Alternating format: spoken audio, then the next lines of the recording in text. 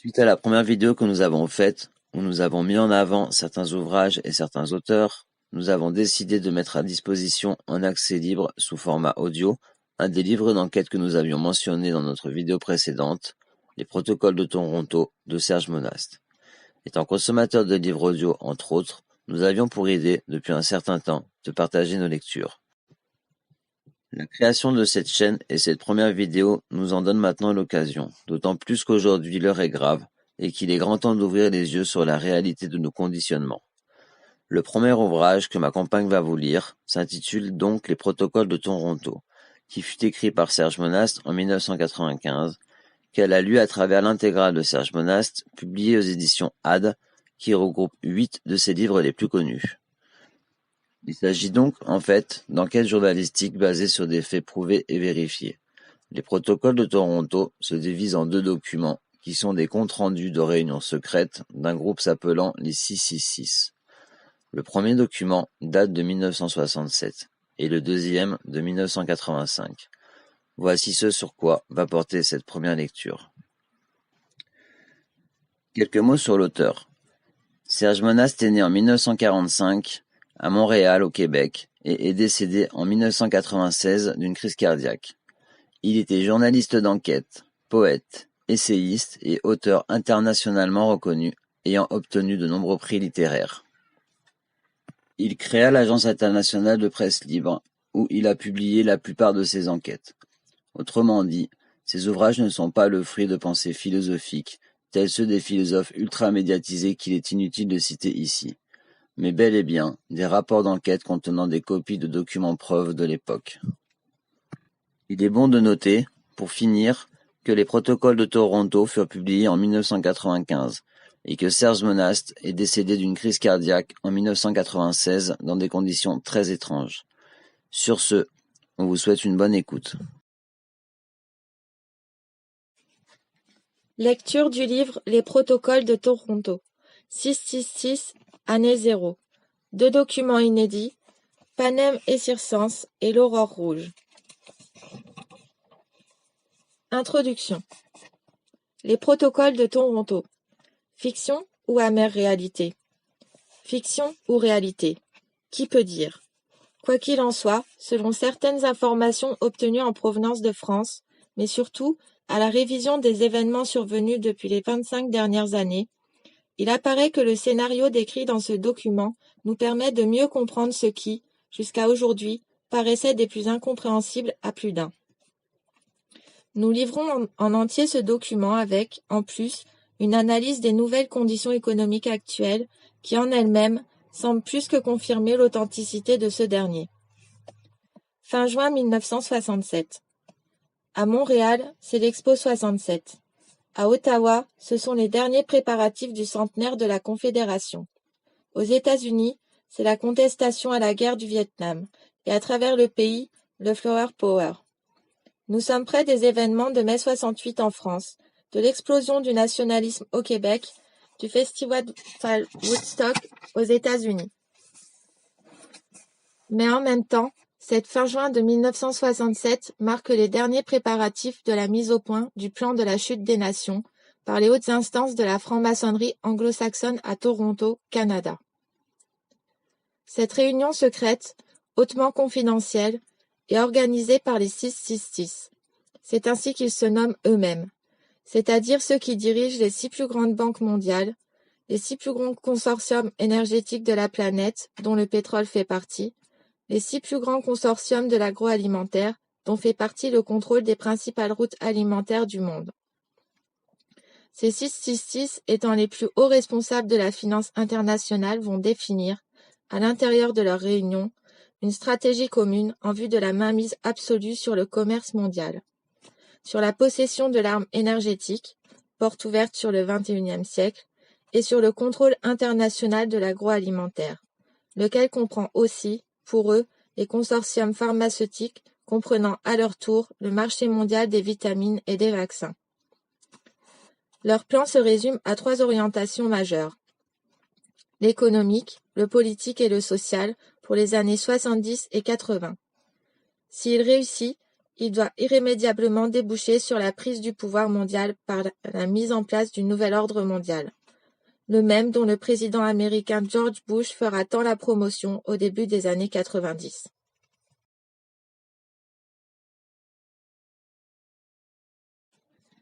Voici la première partie du livre qui relate le premier document datant de 1967. Titre du document des 666. Panem et circenses, du pain et des jeux du cirque. But du projet mondialiste, le génocide du vital au profit du rentable occulte. Moyen de financement du projet, entre autres, se servir de l'aide humanitaire, de l'aide alimentaire internationale afin de financer les multinationales des 666. Le document. Toutes les périodes historiques ayant mené à la décadence des civilisations étaient toutes marquées, sans exception, par l'esprit d'errance des hommes. Aujourd'hui, nous devons faire en sorte que cet esprit se traduise par une société mondiale du loisir sous toutes ses formes. Ce loisir doit se composer du sexe, des drogues, du sport, des voyages, l'exotisme et des loisirs en général, mais accessible à toutes les couches de la société. L'homme doit arriver à croire qu'il est moderne, et que sa modernité est composée de sa capacité et de sa possibilité de pouvoir jouir largement et maintenant de tout ce qui l'entoure. Pour parvenir à cet objectif, il est impératif de pouvoir infiltrer les médias, radio, télévision, journaux, les milieux de la mode et de la culture, les milieux de la nouvelle musique, par lesquels nous influencerons, à coup sûr, toutes les couches des sociétés occidentales. Ainsi, en tenant sous la coupe d'essence la jeunesse, les adultes de demain, nous aurons par conséquent la voie libre pour infiltrer et transformer en profondeur, sans être inquiétés, le politique, le système légal et l'éducation, ce qui nous permettra de modifier en profondeur le cours, l'orientation future des sociétés visées par notre plan. Les populations, nous le savons, n'ont pas de mémoire historique. Ils répètent inlassablement les erreurs du passé, sans se rendre compte que ces mêmes erreurs avaient conduit leurs pères, avant eux, aux mêmes déchéances qu'ils vivront en pire avant la fin de ce siècle. Voyez par exemple ce que leurs grands-pères ont vécu au début de ce siècle grâce au travail acharné de nos prédécesseurs. Après avoir connu, sans limite, la libération des mœurs, l'abolition de la morale, en d'autres mots, l'errance de l'esprit, ils expérimentèrent la crise économique, puis la guerre. Aujourd'hui, leurs petits-enfants et leurs enfants se dirigent droit vers un aboutissement semblable. Pire encore, car cette fois-ci, il nous permettra enfin de mettre sur pied notre nouvel ordre mondial sans qu'aucun d'entre eux ne soit à même de s'en rendre compte, trop préoccupés qu'ils seront tous à satisfaire exagérément leurs besoins sensuels les plus primaires. Une norme générale plus qu'importante, et qui a déjà fait ses preuves au début de ce présent siècle dans la construction et la mise en place du système communiste par les regrettés hauts officiers de nos loges, est la rentabilité de l'exception. En principe, nous le savons, l'exception prouve la règle générale qui lui est contraire. Mais dans notre vocabulaire, l'exception, c'est ce qui doit être imposé à tous. Nous devons faire en sorte de faire des exceptions dans différentes sphères de la société, comme devant être de nouvelles règles générales applicables à tous. Un objectif premier de toutes les futures contestations sociales menées par la jeunesse des nations. Ainsi, l'exception deviendra le détonateur par lequel toute la société historique s'effondrera sur elle-même, dans un essoufflement et une confusion sans précédent. Les fondements de la société occidentale, dans leur essence, proviennent en droite ligne de l'héritage judéo-chrétien. C'est précisément ce même héritage qui fit de la famille le nœud, la pierre angulaire de tout l'édifice social actuel. Nos prédécesseurs, qui avaient financé les écrivains révolutionnaires de la fin du XIXe siècle et du début du XXe siècle, avaient compris l'importance de fractionner, puis de faire éclater ce noyau vital s'ils voulaient, en Russie, parvenir à mettre en place le nouveau système communiste d'alors. Et c'est précisément ce qu'ils firent, en faisant minutieusement produire par les philosophes et les écrivains non conformistes de l'époque, un manifeste à la gloire de l'État-Dieu, celui-ci ayant la primauté absolue sur l'individu, sur la famille. Pour aboutir avec certitude à la construction d'un gouvernement mondial, un nouvel ordre mondial communautaire, où tous les individus, sans exception, seront soumis à l'état mondial de l'ordre nouveau, nous devons en premier lieu faire disparaître la famille, ce qui entraînera du même coup la disparition des enseignements religieux ancestraux. Et en deuxième lieu, niveler tous les individus en faisant disparaître les classes sociales, en particulier les classes moyennes. Mais nous devons procéder de manière à ce que tous ces changements apparaissent comme étant issus de la volonté populaire, qu'ils aient l'apparence de la démocratie. En se servant de cas isolés, mais en les amplifiant à l'extrême avec l'aide de contestations étudiantes noyautées par nous, de journalistes favorables à notre cause et de politiciens achetés, nous parviendrons à faire mettre en place de nouveaux organismes ayant toutes les apparences de la modernité, tel un bureau de la protection de l'enfance, protégé par une charte des droits et libertés. Pour la réussite de notre plan mondial, le plan rouge, il nous faut faire implanter dans toutes les sociétés occidentales des années 70 des bureaux pour la protection de l'enfance, dont les fonctionnaires, de jeunes intellectuels sans expérience, fraîchement sortis d'université où sont mis en évidence nos principes mondialistes, feront respecter à la lettre, sans discernement, la charte des droits de l'enfant. Qui osera s'opposer à cela sans en même temps être identifié aux barbaries du Moyen-Âge ? Cette charte, laborieusement mise au point dans nos loges, nous permettra enfin de réduire à néant toute autorité parentale en faisant éclater la famille en individus farouchement opposés les uns aux autres, pour la protection de leurs intérêts personnels. Elle encouragera les enfants à dénoncer des parents trop autoritaires parce que trop traditionnels, trop religieux. Elle contribuera ainsi à soumettre les parents à une psychose collective de la peur, ce qui provoquera inéluctablement, d'une manière générale dans la société, un relâchement de l'autorité parentale. Ainsi, nous aurons réussi, dans un premier temps, à produire une société semblable à celle de la Russie des années 50, où les enfants dénonçaient à l'État leurs parents, et cela sans que personne ne s'en aperçoive.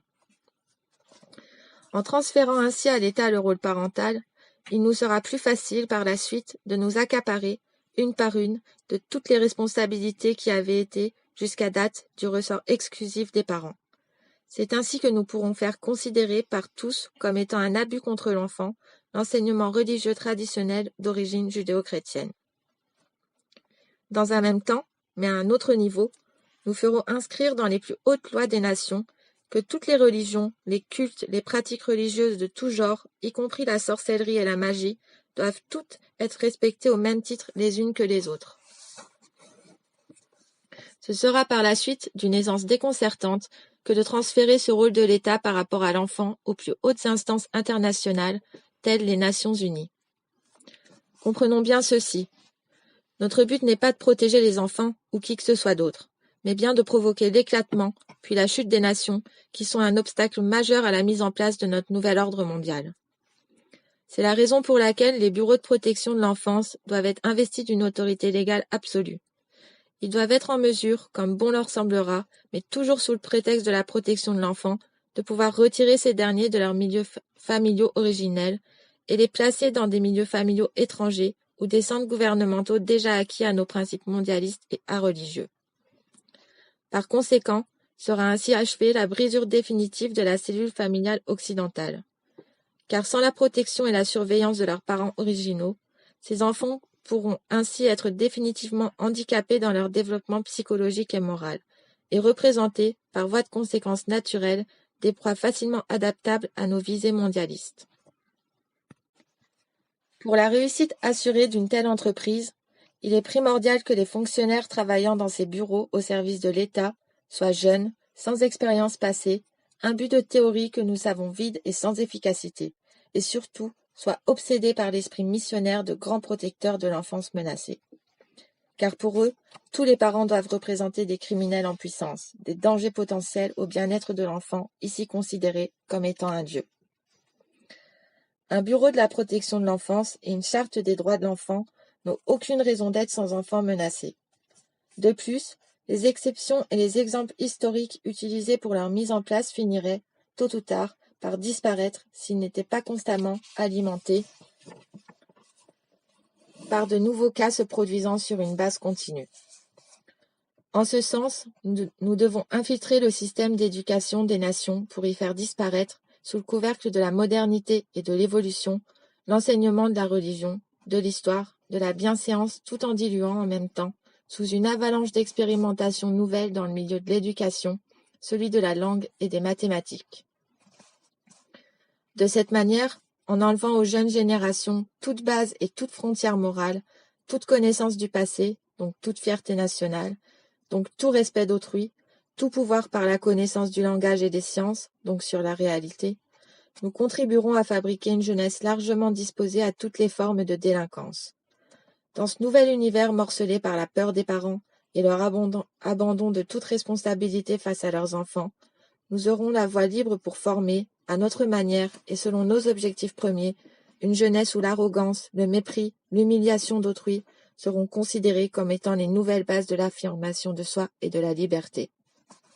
Mais nous savons, à même l'expérience du passé, qu'une jeunesse semblable est d'ores et déjà condamnée à son autodestruction, car celle-ci est foncièrement individualiste, donc anarchiste par définition. En ce sens, elle ne peut aucunement représenter une base solide pour la continuité de quelque société que ce soit, et encore moins une valeur sûre pour la prise en charge de ces vieillards. Dans la même foulée, il est aussi impératif de faire créer une charte des droits et libertés individuelles et des bureaux de protection du citoyen, en faisant miroiter aux masses que ces innovations font partie intégrante de la modernité des sociétés nouvelles du XXe siècle. De la même manière et en même temps, mais à un autre niveau, faire voter de nouvelles lois pour le respect et la liberté individuelle. Comme dans le cas de la famille, mais sur le plan de la société, ces lois entreront en conflit avec les droits de la collectivité, menant ainsi les sociétés visées droit à leur autodestruction.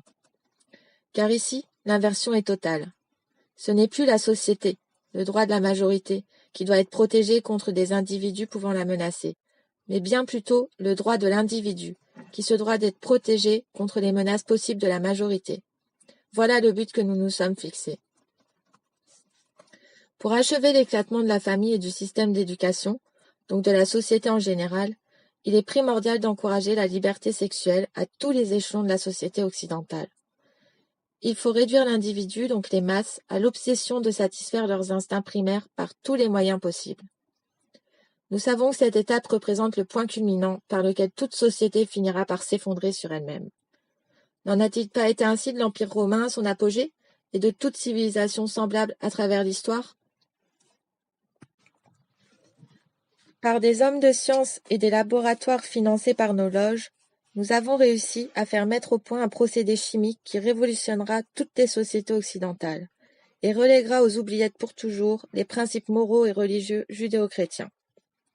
Ce procédé, sous forme de pilules, ouvrira la voie toute grande à la liberté sexuelle sans conséquence et poussera les femmes des nations à vouloir briser avec ce qui sera alors perçu comme étant le joug du passé, l'esclavage des femmes soumises à l'homme et à la famille traditionnelle judéo-chrétienne. Jadis centre et pivot de la cellule familiale, la femme moderne, maintenant en tant qu'individu indépendant, voudra briser avec son rôle traditionnel, se détacher de la famille et mener sa vie selon ses propres aspirations personnelles. Rien de plus naturel, nous le savons, mais là où nous interviendrons fortement, ce sera d'infiltrer tous les nouveaux mouvements de contestation féminins en poussant leur logique jusqu'à ses extrêmes limites de conséquences. Et ces limites se trouvent déjà inscrites dans l'éclatement définitif de la famille traditionnelle et de la société judéo-chrétienne. Cette libération sexuelle sera le moyen ultime par lequel il nous sera possible de faire disparaître de la conscience populaire toute référence au bien et au mal. L'effondrement de cette barrière religieuse et morale nous permettra d'achever le processus de la fausse libération de l'homme de son passé, mais qui en réalité est une forme d'esclavage qui sera profitable à nos plans mondialistes. Cette porte ouverte pour l'encouragement à la liberté sexuelle, au divorce, à l'avortement sur demande, à la reconnaissance légale des diverses formes d'homosexualité, nous aidera à modifier en profondeur les bases historiques du droit légal des sociétés. Elle sera un atout majeur pour pousser l'ensemble des individus à un relâchement général des mœurs, pour diviser les individus les uns par rapport aux autres, selon leurs instincts et leurs intérêts propres, pour détruire l'avenir de la jeunesse en la poussant aux expériences néfastes de la sexualité hâtive et de l'avortement, et pour briser moralement les générations futures en les poussant à l'alcoolisme, aux drogues diverses, dont nos officiers supérieurs des loges internationales se chargeront d'en prendre le contrôle au niveau mondial, et au suicide, celui-ci considéré par une jeunesse désabusée et abandonnée à elle-même comme étant une fin chevaleresque. Décevons la jeunesse des nations en lui montrant ses parents comme étant irresponsables, irréligieux et immoraux, ne cherchant en définitive que le plaisir, l'évasion et la satisfaction effrénée de leurs instincts au prix du mensonge, de l'hypocrisie et de la trahison. Faisons du divorce et de l'avortement une nouvelle coutume sociale acceptée par tous. Poussons-la ainsi à la criminalité sous toutes ses formes et à se réfugier en groupes distincts, hors d'atteinte du milieu familial qu'elle percevra, inévitablement, comme étant une menace pour sa propre survie. Le tissu social étant ainsi bouleversé à jamais, il nous sera dès lors possible d'agir sur le politique et l'économique des nations afin de les soumettre à notre merci, pour en venir à accepter de force nos plans d'un nouvel ordre mondial. Car il faut bien se l'avouer, les nations, dépourvues qu'elles seront alors de pouvoir compter sur une jeunesse forte, sur une société où les individus, regroupés autour d'un idéal commun, renforcés par des remparts moraux indéfectibles, auraient pu lui apporter son soutien historique, ne pourront qu'abdiquer à notre volonté mondiale. Ainsi pourrons-nous alors inaugurer ce qui fut tant annoncé par nos créations passées, le système communiste qui prophétisait une révolution mondiale mise en branle par tous les rejetés de la Terre, et le nazisme par lequel nous avions annoncé un nouvel ordre mondial pour 1000 ans. Voilà notre but ultime, le travail récompensé de tous les valeureux morts au labeur pour son accomplissement depuis des siècles.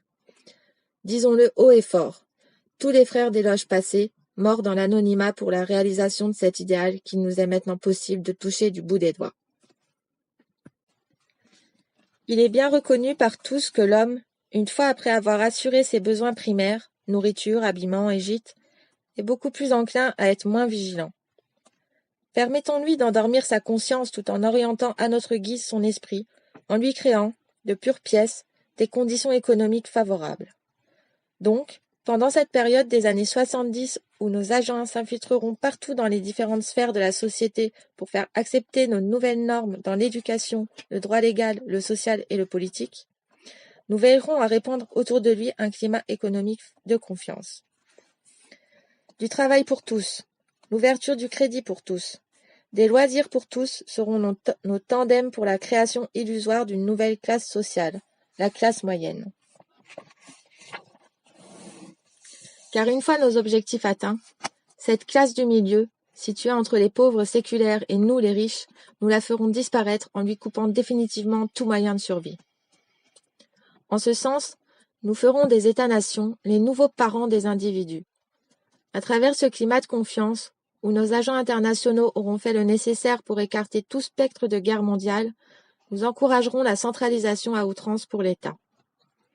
De cette manière, les individus pourront acquérir l'impression d'une liberté totale à explorer, pendant que le fardeau légendaire des responsabilités personnelles sera transféré à l'État. C'est ainsi qu'il nous sera possible de faire augmenter d'une manière vertigineuse le fardeau de l'État, en multipliant sans limite aucune la masse des fonctionnaires intellectuels. Assurés pour des années à l'avance d'une sécurité matérielle, ceux-ci seront par conséquent de parfaits exécutants du pouvoir gouvernemental, en d'autres mots, de notre pouvoir. Créer ainsi une masse impressionnante de fonctionnaires qui, à elle seule, formera un gouvernement dans le gouvernement, quel que soit le parti politique qui sera alors au pouvoir. Cette machine anonyme pourra nous servir un jour de levier, lorsque le moment sera venu, pour accélérer l'effondrement économique des États-nations. Car ceux-ci ne pourront pas indéfiniment supporter une telle masse salariale sans devoir s'endetter au-delà de leurs moyens.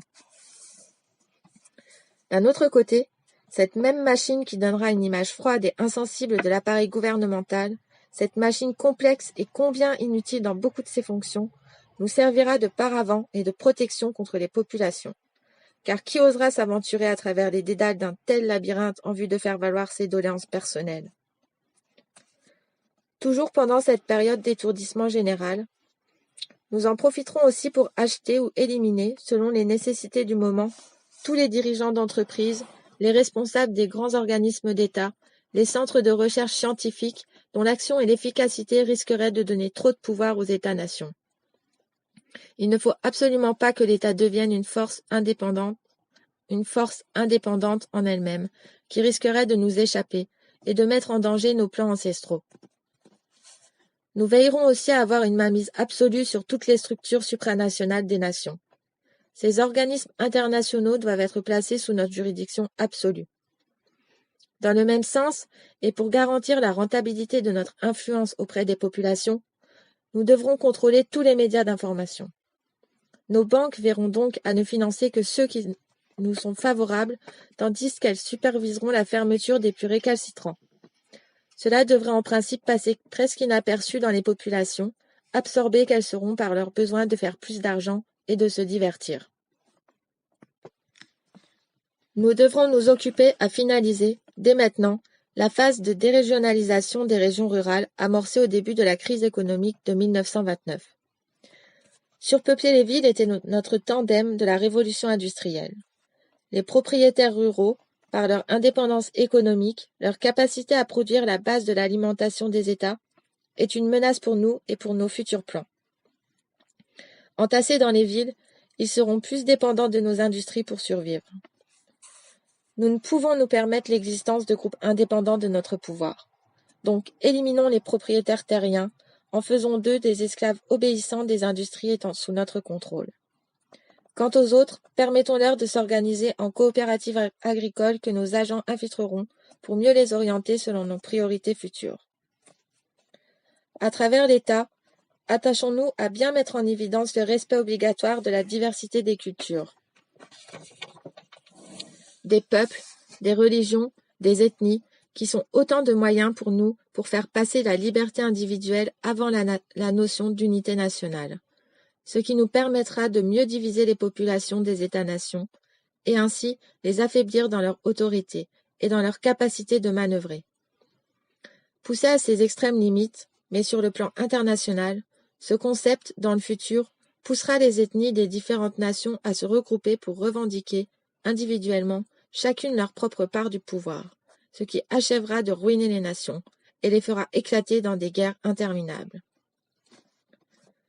Lorsque les États-nations seront ainsi affaiblis par autant de luttes intestines, toutes fondées sur la reconnaissance des droits des minorités à leur indépendance, que les nationalistes, divisés en différentes factions culturelles et religieuses, s'opposeront aveuglément dans des luttes sans issue, que la jeunesse aura totalement perdu contact avec ses racines, alors nous pourrons nous servir des États-nations, des Nations unies, pour commencer à imposer notre nouvel ordre mondial. D'ailleurs, à ce stade-là, les idéaux humanitaires, sociaux et historiques des États-nations auront depuis longtemps éclaté sous la pression des divisions intérieures. Fin du document des 666, daté de fin juin 1967.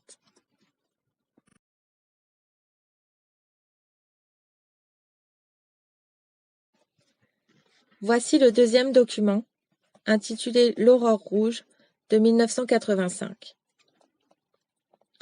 But du projet, établissement de l'occulte mondial. Moyens de financement du projet, contrôle du FMI, du GATT, de la Commission de Bruxelles, de l'OTAN, de l'ONU et d'autres organismes internationaux. 18 ans plus tard, soit 3 x 6, 18, ou 6 plus 6 plus 6, dans le temps, se tint une autre réunion d'importance au Canada. Le groupe des 666 se réunit encore une fois à Toronto à la fin de juin 1985. Mais cette fois-ci, afin de finaliser les dernières étapes avant de déboucher, et sur la chute des États-nations, et sur la prise du pouvoir international par les Nations unies. Le document. Les dernières 18 années furent très profitables pour l'avancement de nos projets mondiaux. Je peux vous dire, frères, que nous touchons maintenant presque au but. La chute des États-nations n'est plus qu'une question de temps, assez court, dois-je vous avouer en toute confiance.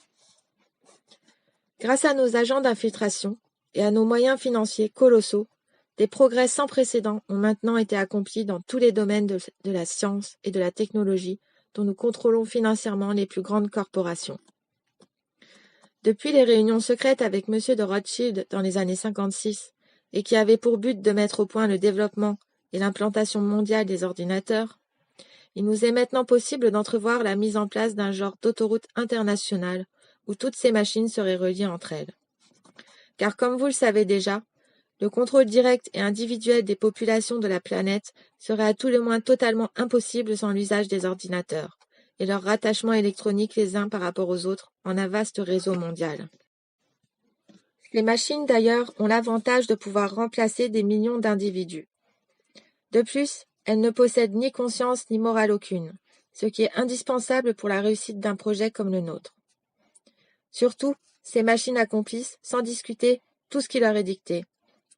Elles sont des esclaves parfaits dont ont tant rêvé nos prédécesseurs, mais sans qu'ils aient été à même de se douter qu'un jour, il nous serait possible d'accomplir un tel prodige. Ces machines sans patrie, sans couleur, sans religion, sans appartenance politique, sont l'ultime accomplissement et outil de notre nouvel ordre mondial. Elles en sont la pierre angulaire. L'organisation de ces machines en un vaste réseau mondial, dont nous contrôlerons les leviers supérieurs, nous servira à immobiliser les populations. Comment ? Comme vous le savez, la structure de base de notre nouvel ordre mondial est composée, dans son essence, d'une multitude de réseaux divers couvrant chacun toutes les sphères de l'activité humaine sur toute l'étendue de la planète. Jusqu'à ce jour, tous ces réseaux étaient reliés entre eux par une base idéologique commune, celle de l'homme comme étant le centre et l'ultime accomplissement de l'univers. Ainsi, grâce à tous ces réseaux unis par le lien de la nouvelle religion de l'homme pour l'homme, nous avons pu facilement infiltrer tous les secteurs humains dans tous les pays occidentaux et en modifier la base judéo-chrétienne. Le résultat est qu'aujourd'hui, cet homme, qu'il fasse partie du politique, de l'économique, du social, de l'éducation, du scientifique ou du religieux, a déjà, depuis notre dernière réunion de fin juin 67, abandonné son héritage passé pour le remplacer par notre idéal d'une religion mondiale basée uniquement sur l'homme.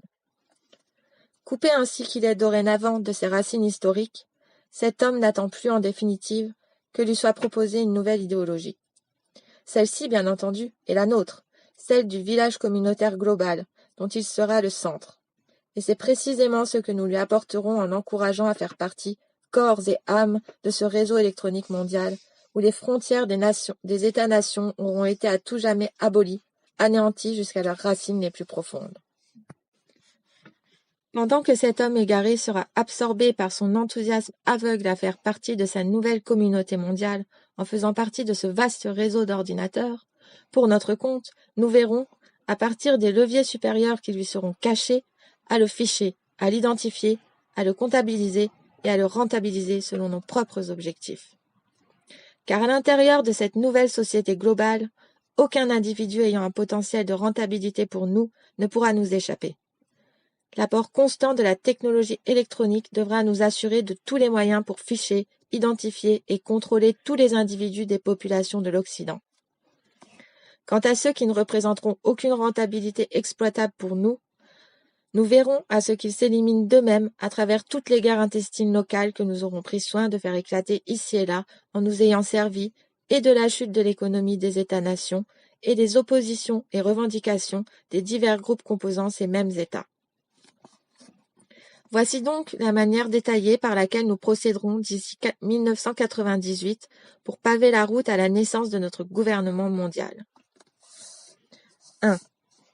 Décupler la société des loisirs qui nous a été si profitable à cette date. En nous servant de l'invention du vidéo que nous avons financé et des jeux qui lui sont rattachés, finissons de pervertir la morale de la jeunesse. Offrons-lui la possibilité de satisfaire maintenant tous ses instincts. Un être possédé par ses sens et esclave de ceux-ci, nous le savons, n'a ni idéal ni force intérieure pour défendre quoi que ce soit. Il est un individualiste par nature et représente un candidat parfait que nous pouvons modeler aisément selon nos désirs et nos priorités. D'ailleurs, rappelez-vous avec quelle facilité nos prédécesseurs ont pu orienter toute la jeunesse allemande au début du siècle en se servant du désabusement de cette dernière. 2. Encourager la contestation étudiante pour toutes les causes rattachées à l'écologie. La protection obligatoire de cette dernière sera un atout majeur le jour où nous aurons poussé les États-nations à échanger leur dette intérieure contre la perte de 33% de tout leur territoire demeuré à l'état sauvage. 3. Comblons le vide intérieur de cette jeunesse en l'initiant, dès son tout jeune âge, à l'univers des ordinateurs. Utilisons pour cela son système d'éducation. Un esclave au service d'un autre esclave que nous contrôlons. 4.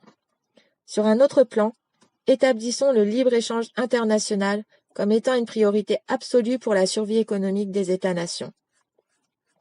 Cette nouvelle conception économique nous aidera à accélérer le déclin des nationalistes de toutes les nations, à les isoler en factions diverses et, au moment voulu, à les opposer farouchement les uns aux autres dans des guerres intestines qui achèveront de ruiner ces nations. 5. Pour nous assurer à tout prix de la réussite d'une telle entreprise, faisons en sorte que nos agents déjà infiltrés dans les ministères des Affaires intergouvernementales et de l'immigration des États-nations fassent modifier en profondeur les lois de ces ministères. Ces modifications viseront essentiellement à ouvrir les portes des pays occidentaux à une immigration de plus en plus massive à l'intérieur de leurs frontières.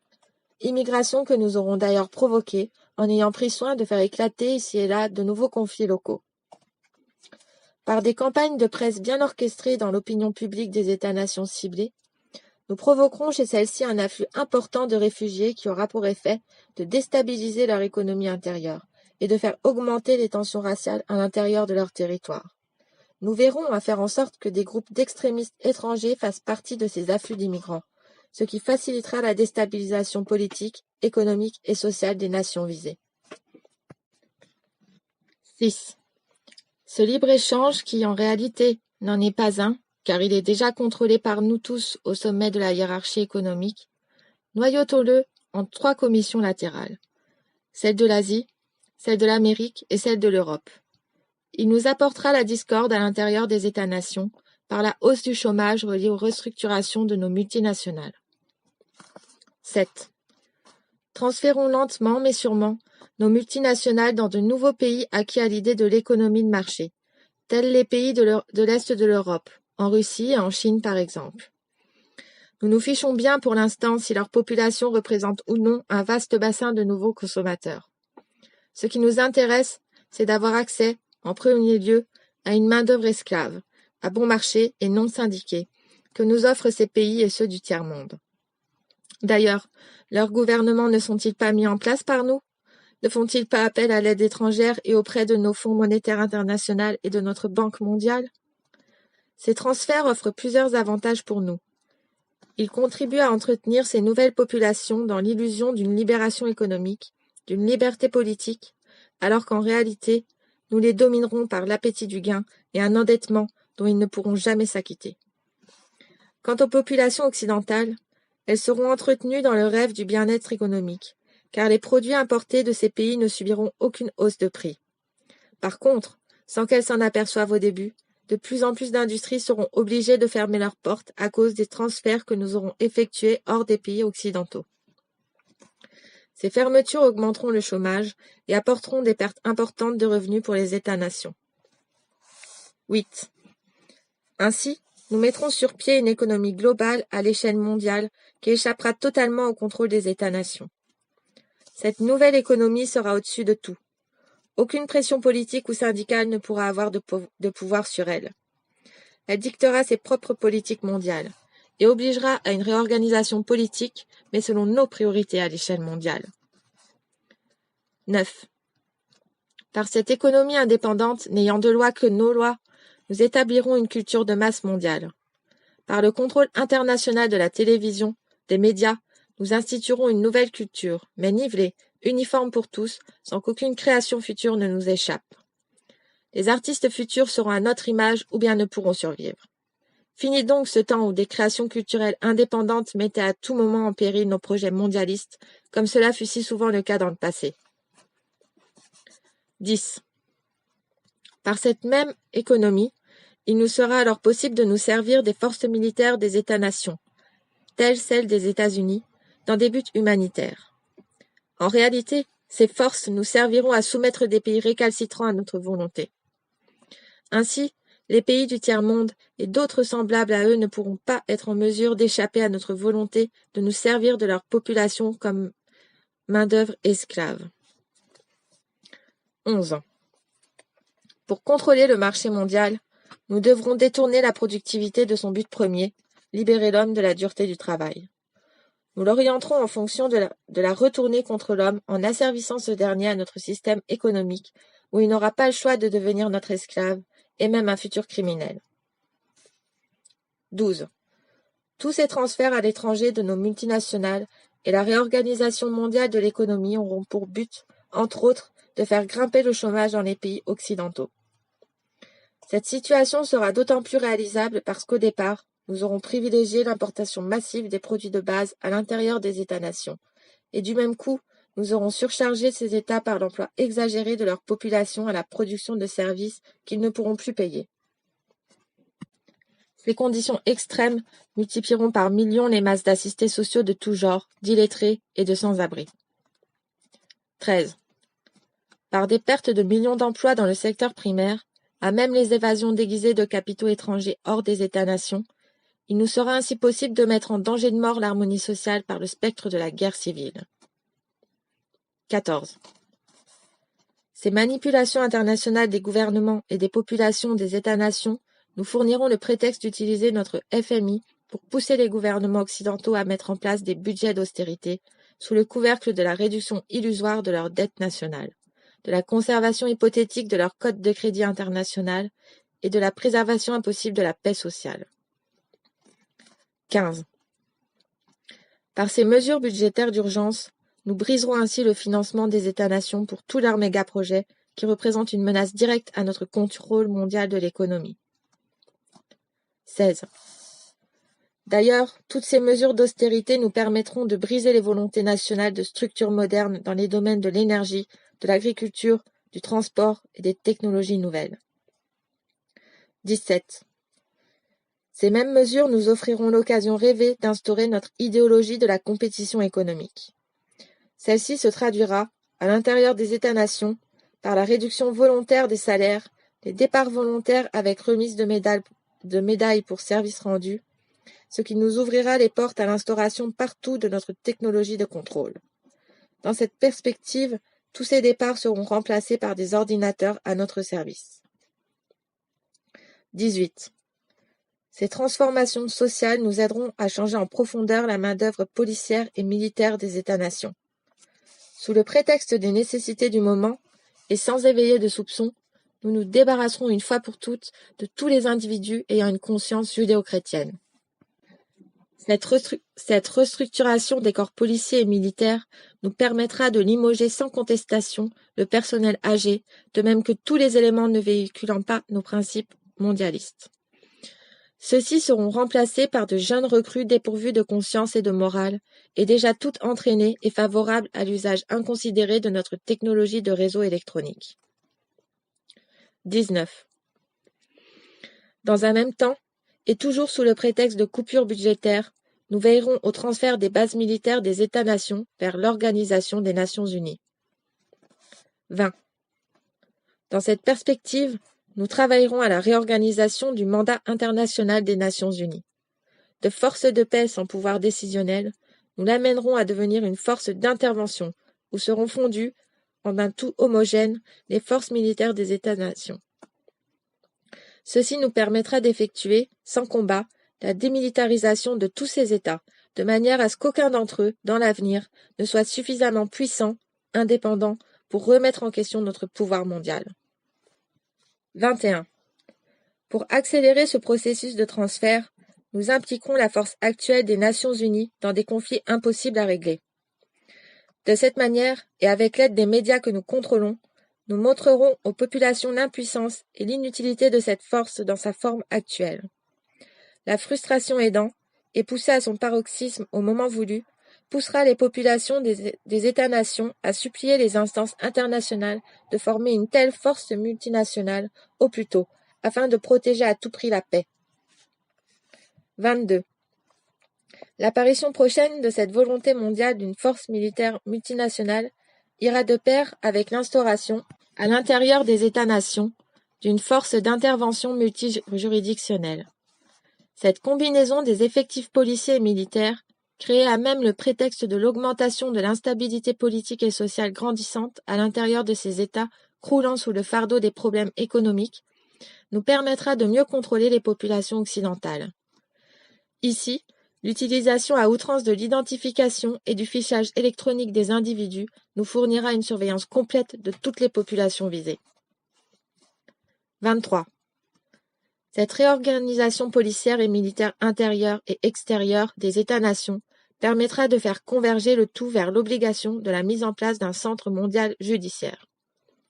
Ce centre permettra aux différents corps policiers des États-nations d'avoir rapidement accès à des banques de données sur tous les individus potentiellement dangereux pour nous sur la planète. L'image d'une meilleure efficacité judiciaire et les liens de plus en plus étroits créés et entretenus avec le militaire nous aideront à mettre en valeur la nécessité d'un tribunal international doublé d'un système judiciaire mondial, l'un pour les affaires civiles et criminelles individuelles et l'autre pour les nations. 24. Au cours de la croissance acceptée par tous de ces nouvelles nécessités, il sera impérieux pour nous de compléter au plus tôt le contrôle mondial des armes à feu à l'intérieur des territoires des États-nations. Pour ce faire, nous accélérons le plan Alpha mis en œuvre au cours des années 60 par certains de nos prédécesseurs. Ce plan, à l'origine, visait deux objectifs qui sont demeurés les mêmes encore aujourd'hui. Par l'intervention de tireurs fous, créer un climat d'insécurité dans les populations pour amener un contrôle plus serré des armes à feu. Orienter les actes de violence de manière à en faire porter la responsabilité par des extrémistes religieux ou des personnes affiliées à des allégeances religieuses de tendance traditionnelle, ou encore des personnes prétendant avoir des communications privilégiées avec Dieu.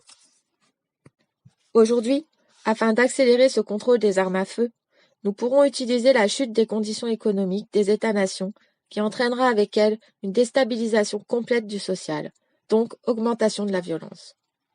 Je n'ai pas besoin de vous rappeler ni de vous démontrer, frères, les fondements de ce contrôle des armes à feu. Sans celui-ci, il deviendrait presque impossible pour nous de mettre à genoux les populations des États visés.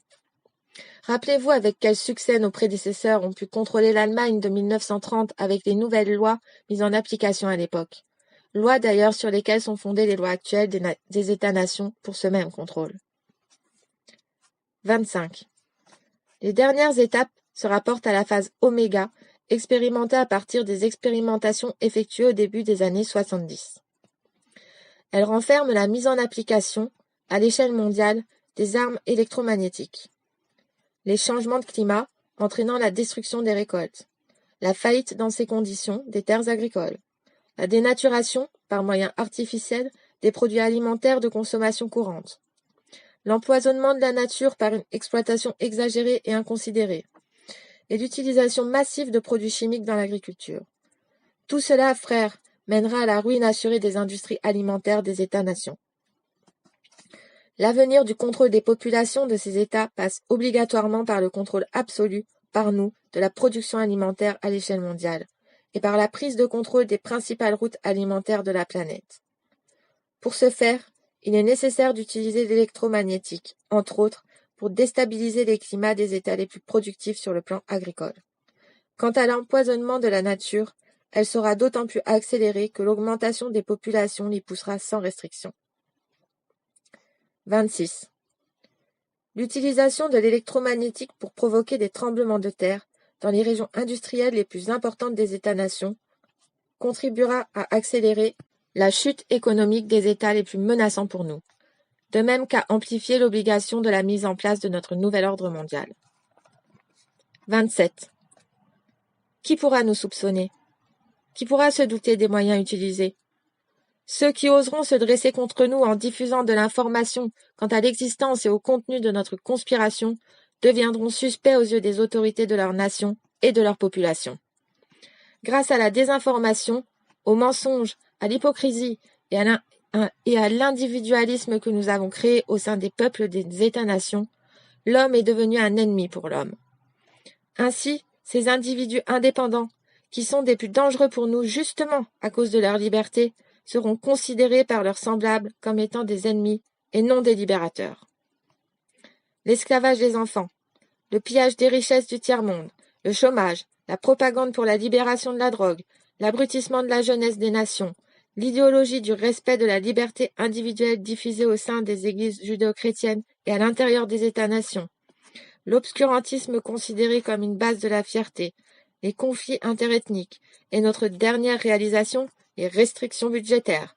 Tout cela nous permet enfin de voir l'accomplissement ancestral de notre rêve, celui de l'instauration de notre nouvel ordre mondial.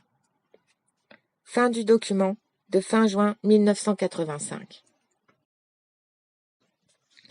Conclusion. Alors, les protocoles de Toronto 666, mythe ou réalité? Ce serait comme de demander si le meilleur des mondes est lui aussi un mythe ou une réalité, même s'il s'agit d'un roman. Pourtant, son auteur a lui aussi eu accès à des documents d'époque pour le créer. Son auteur savait bien que la révélation, la diffusion des informations qu'il possédait, mais sous une autre forme que celle du roman, aurait éveillé chez les populations beaucoup plus de méfiance que d'acceptation. Et combien d'autres auteurs ont dû, eux aussi, user du même stratagème pour avertir leurs contemporains et les générations futures. Alors, les protocoles de Toronto 666, mythe ou réalité?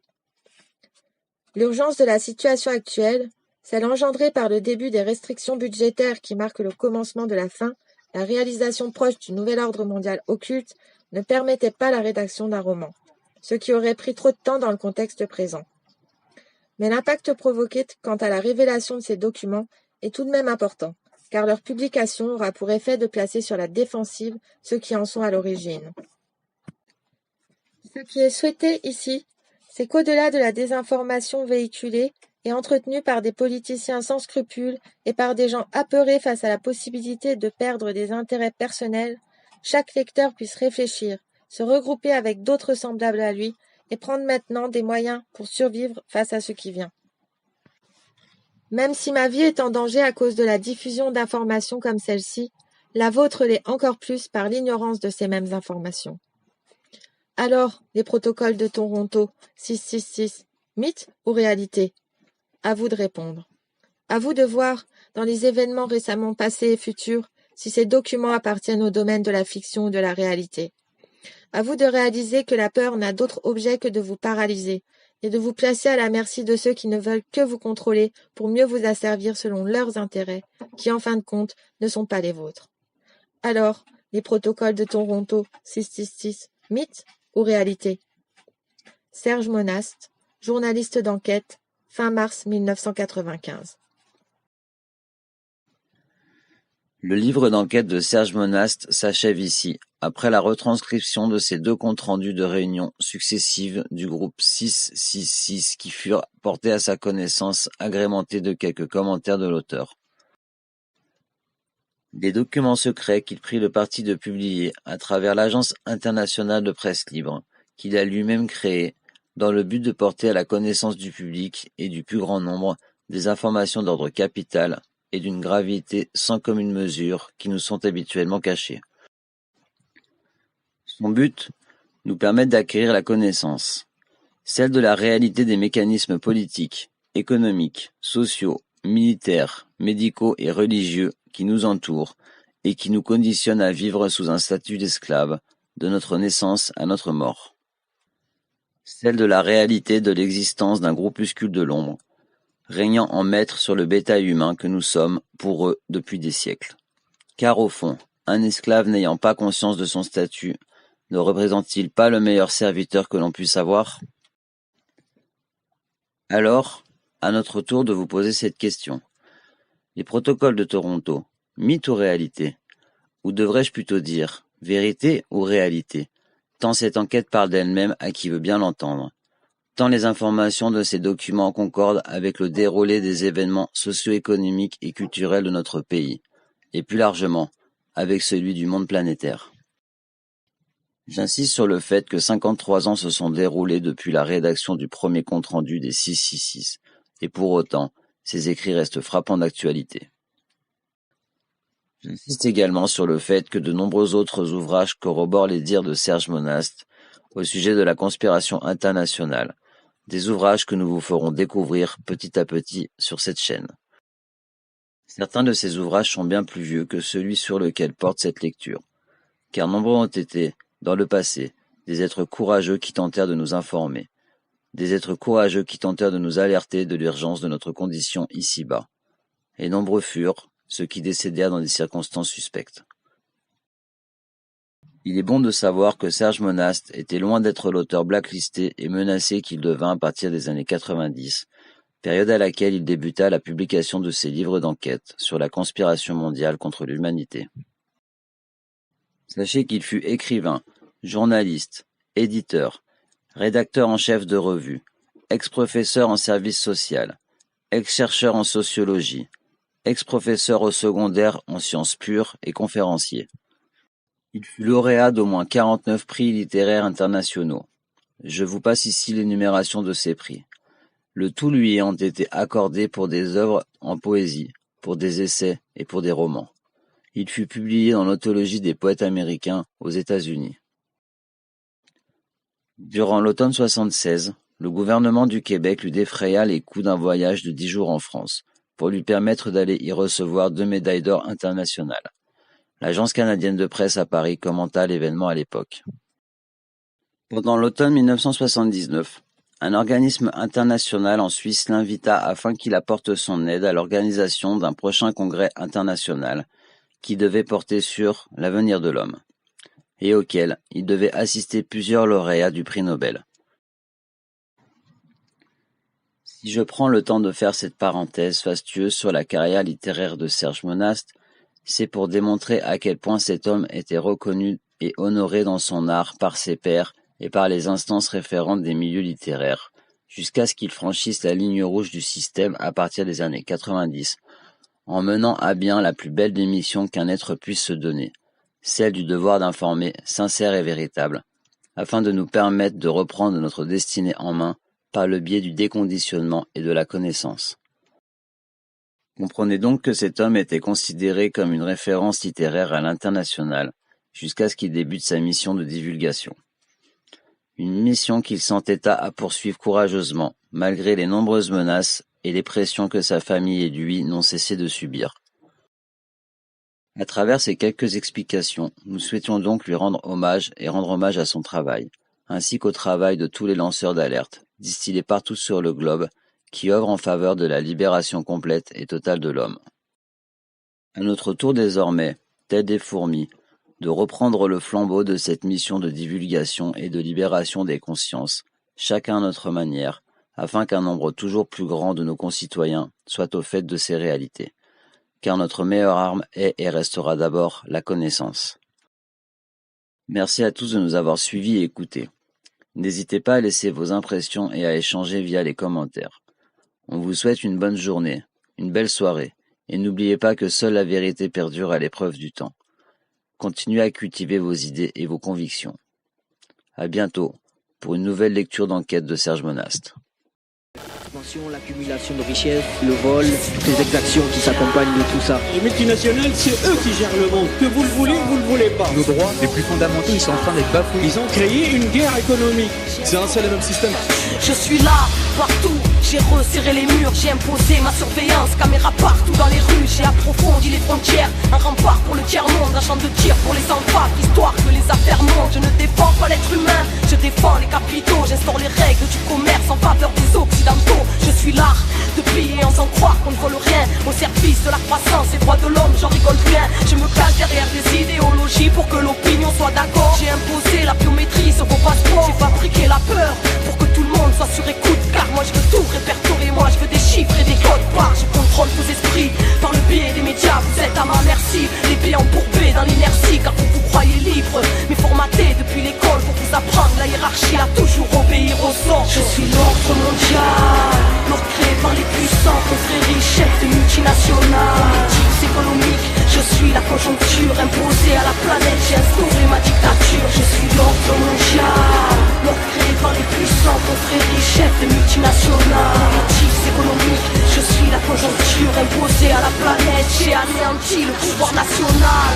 J'impose ma loi dans les pays, c'est le jeu de l'illusion que vous appelez démocratie, car l'ordre vient de moi, certainement pas d'un peuple. Je vous façonne à mes choix, dès que vous tombez dans la peur, je suis le produit des tyrans, la structure qui détruit au nom des valeurs marchandes implantées jusqu'à vos esprits. Je pompe le sang du tiers-monde, chope leur politique, leur ordonne de nous vendre tous leurs services publics. Un peuple qui se lève, moi je lui couperai ses vies pour mieux alimenter sa haine et l'emmener en guerre civile, car y a pas meilleur profit que le business de la mort. Destruction, construction, investissement, marché des armes, pro-guerre, prospère. Je fais monter la sauce qui monte les uns contre les autres pour alimenter ma force, car mon règne prend son ampleur dans toutes vos divisions, libéralement capitaliste au service de vos illusions. Je suis l'ordre mondial, l'ordre créé par les puissants, confréries, chefs et multinationales, politiques économiques. Je Je suis la conjoncture imposée à la planète. J'ai instauré ma dictature. Je suis l'ordre mondial, l'ordre créé par les puissants, confréries, chefs des multinationales.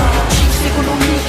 Je suis la conjoncture imposée à la planète. J'ai instauré ma dictature. Tout est profit, tout est marchandise, telle est ma devise. J'ai inventé les classes pour que vous trompiez d'ennemis. Je vous ai donné des outils pour lutter contre moi. Des syndicats, quelques partis, mais toujours cadrés par mes lois. Je détruis la nature, car ce qui importe c'est la croissance. Votre planète, elle est devenue mon esclave. Je la nourris de déchets, la pollue jusqu'à la racine. Pendant que je me rassasie de nouvelles mesures assassines. J'empoisonne vos corps d'aliments trafiqués, génétiquement modifiés. Car le mal ça fait du chiffre. J'ai déréglé le climat, déshumanisé les hommes, des natures et le vital, flingué l'espoir en plein essor. J'ai réussi à vous faire croire que la vie se résumait à consommer. Pour mieux construire mon empire, je suis capable du pire pour vous faire croire en ce qu'il faut. Si je contrôle vos esprits, c'est grâce à la culture du profit. Je suis l'ordre mondial, l'ordre créé par les puissants, confréries, chefs des multinationales. Politiques économiques, je suis la conjoncture imposée à la planète. J'ai instauré ma dictature. Je suis l'ordre mondial, l'ordre créé par les puissants, confréries, chefs des multinationales. Politiques économiques, je suis la conjoncture imposée à la planète. J'ai instauré ma dictature. Je suis le masque pour la masse qui fait confiance dès le départ, mais qui poursuit et ne voit pas la fin du monde qui se prépare.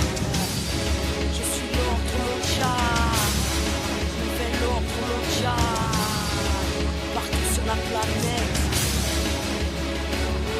Si on joue sur l'échiquier, je vais toujours 10 coups d'avance. Moi j'ai rendu 10 mètres carrés pour qu'il oublie sa dernière chance.